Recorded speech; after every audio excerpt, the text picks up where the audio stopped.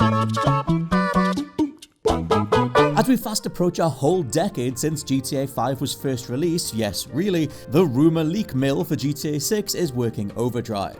While it feels like every other week another bout of info comes into view, having compiled this stuff myself for literally 8 years now, there are many elements that have remained the same.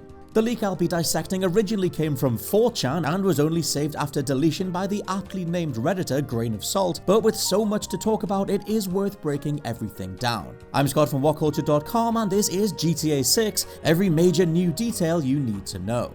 A 60-hour story across multiple decades. For many GTA fans, Vice City edges it as the best entry in the entire series, and for GTA 6 we could be re-entering the world of Tommy Vercetti. If the leak is correct, GTA 6 will operate under a chapter system similar to Red Dead Redemption 2, with the first 2 chapters being set in the 1970s. Missions will take on a more freeing structure, assumedly meaning less of the rigid go here, stand here, shoot this approach that Rockstar took across GTA 5 and Red Dead 2. The wider framework will then span several decades as your character ages appropriately. The main story itself will clock in at around 60 hours, and will feature the Mafia, a handful of missions in Liberty City, and a wealthy cocaine-selling big bad simply referred to as the Mexican. As for Tommy Vercetti, he'll exist in this world, but we reportedly won't ever meet him.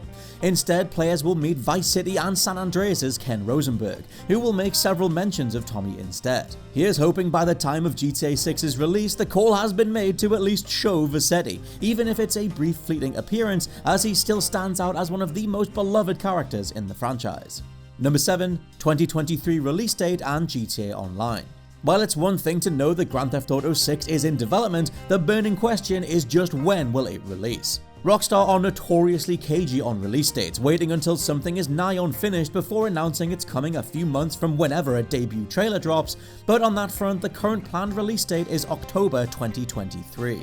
Yes, that's still a ways off, but it does line up with Take-Two's Strauss Zelnick repeatedly mentioning that the staying power of GTA is in restraint, in letting the IP rest so that we're all chomping at the bit when a new entry comes out. 2023 puts GTA 6 a full decade after GTA 5, the biggest wait between installments yet, but with GTA 5 staying in various countries' top 10 since 2013 to this day, and GTA Online making hundreds of millions of dollars every year, this is a runaway momentum Rockstar or Take-Two themselves will have to actively stop. As for that specific October 2023 date, it will reportedly be for the console release of GTA 6, with the PC release following shortly after. The game will purely be a single-player affair until GTA Online is served up a few months after release. For GTA 6's continuation of GTA Online, that will see a return to ground-based, more realistic gameplay, meaning no flying cars or jet-powered bikes, at least in the beginning. The GTA fandom have been notably divided over GTA Online's shift into wackier territory, but let us know what you think down in the comments.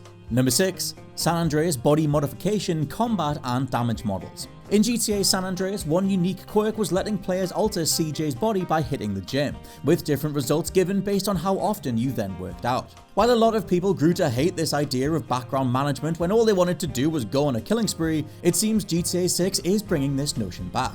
The caveat is that body transformation will not be quite as dramatic or extreme as what was possible with CJ, assumedly meaning that you can't go from string bean stalk to actual Hulk overnight anymore. On the more gruesome side of things, GTA 6 will reportedly allow players to dish out a whole new level of wince-inducing brutality on anyone they come up against. By that, the game is said to include more precise, nuanced damage, as in those close to a bomb explosion will lose limbs, those slashed with a machete will be left with deep wounds, and close-range shootings can result in bone fragmentation. Elsewhere on the body front, GTA 6 will apparently include nudity to the same sort of standard seen in Cyberpunk 2077.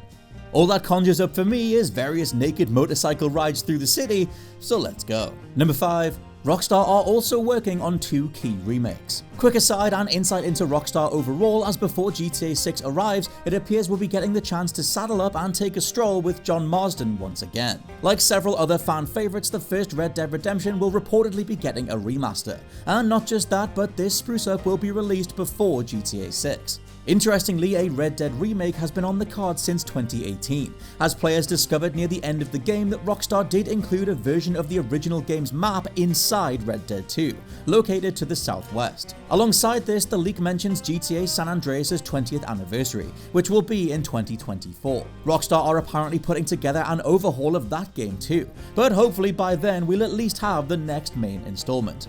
Number 4. The protagonist.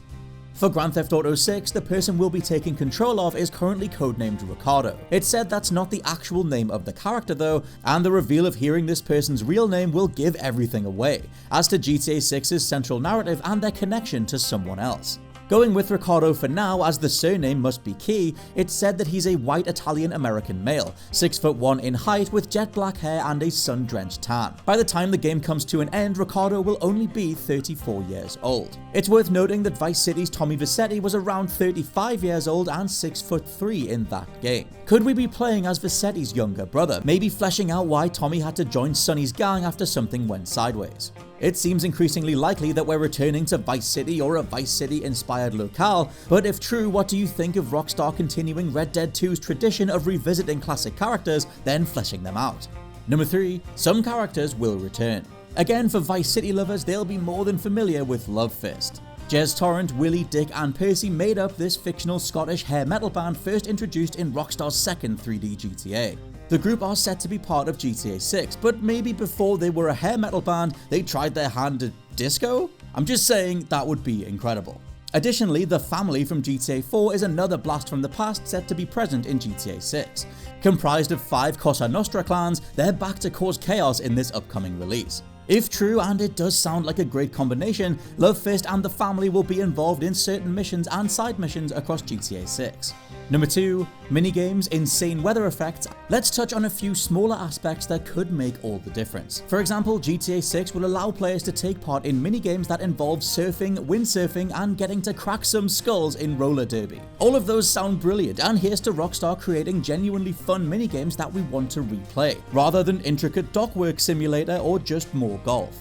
Then there's the weather, with GTA 6 said to include some insane effects. Mentioned are how detailed and dramatic storms can be in the game, and although it's a mostly overlooked part of open world design in modern gaming, just take a look at how Mad Max did storms and we could be in for some insane visuals. Finally, the soundtrack. Whatever GTA release we're talking about, one of the best parts of any GTA aiming for a specific time period is the soundtrack. In GTA 6, Rockstar are aiming for a focus on rock and pop music yet again, with several songs from the Pet Shop Boys already being tapped as included. And number 1, Dan Houser's involvement. For me, this is by far the most fascinating aspect of production. With legendary creative mind and lead writer on 20 years worth of GTA, Dan Houser leaving Rockstar in 2020, it's all up in the air as to how the franchise will feel without him. The leak states that Houser left the studio due to eventual creative burnout, which is understandable when you look at just how many projects this guy did back to back. He apparently did start a rough idea of GTA 6 and produced an outline for the team to work from before departing. In a wider context though, Assassin's Creed lead creative Patrice Désilets leaving Ubisoft drastically changed that IP.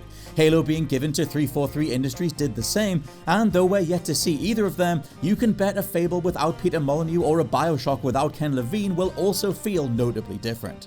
Rockstar are in one hell of a place with GTA 6 right now. They need to follow up on their most successful game ever without the guy that helped them get there in the first place.